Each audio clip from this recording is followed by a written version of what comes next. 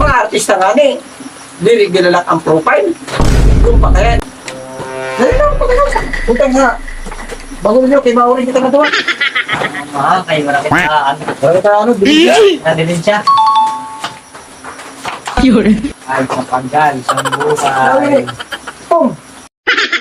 Dami pa para kuwan. Yung buhay, kalaba. Okay. Yung tipong, gusto mo makita yung profile niya, pero nakalak. Nakala? Eh, mga ulam. Tawa naman rin eh. Nabi yung laki.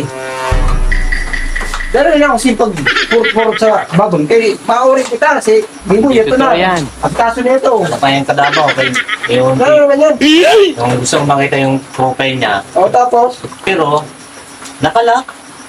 nakala. Oo.